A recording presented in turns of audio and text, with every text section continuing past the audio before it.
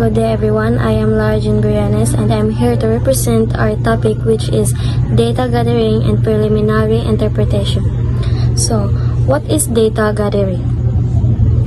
Data gathering is the process of collecting information from various sources to use in research, analysis, or decision making. It involves obtaining raw data that can be later analyzed and interpreted to draw conclusions, identify trends, or solve problems.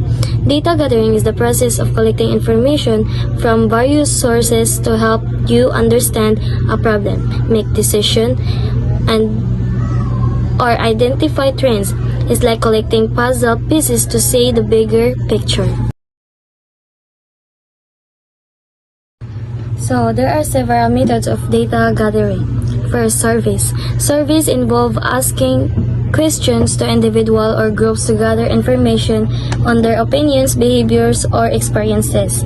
Surveys can be conducted through questionnaires, interviews, online forms, or phone calls. Example, a company conducting an online survey to understand customer satisfaction after using products.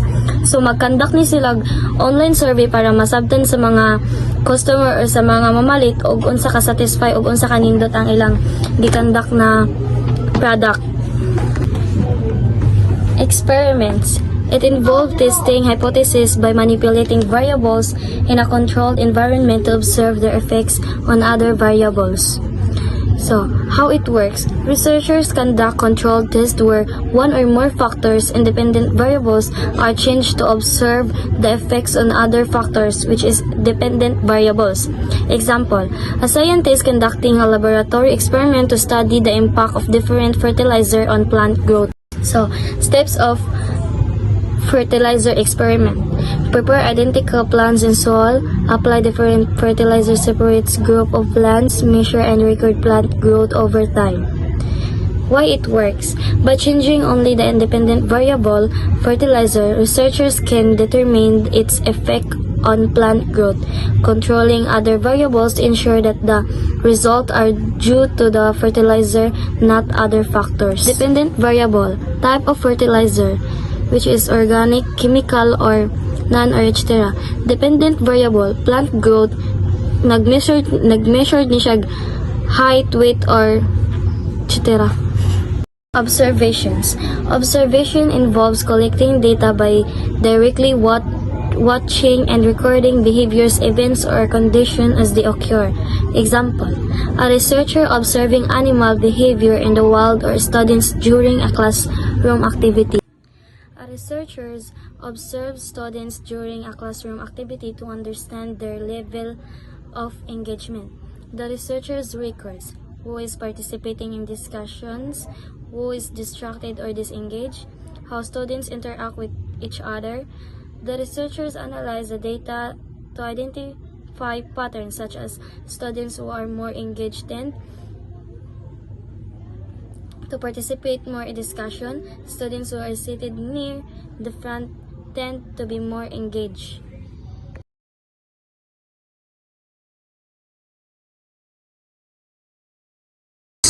Case step in preliminary interpretation. Number 1. Organizing data. Arranging data in a clear, structured format so it's easy to analyze. How? Use tables, charts, graphs, and spreadsheets. Examples, sorting survey answer into categories like satisfied, neutral, and unsatisfied. In data means imong i-arrange sa mga informations clearly so dali na nila masabtan ug analyze.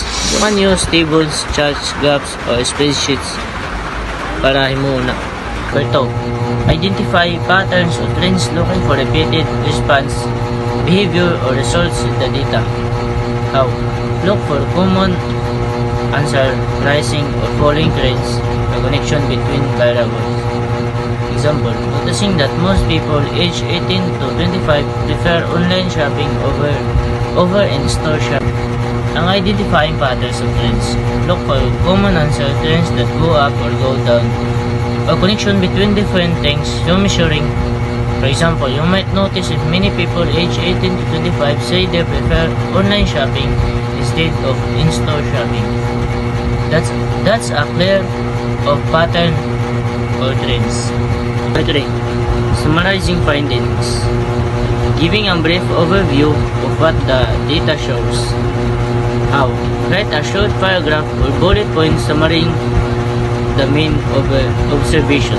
Example, 80% of respondents say they exercise at least 3 times a week, suggesting a health-conscious group. Ang summarizing findings means clearly explaining and giving a short overview of what data shows, and write the few sentences or bullet points to highlight the main results. For example, 80% of respondents say they exercise at least 3 times a week, showing they are health conscious. Why preliminary interpretation is important? It helps research understand what the data is showing before deeper analysis. It highlights early insight or issue that need more attention. It guides the next steps in the research or decision-making process.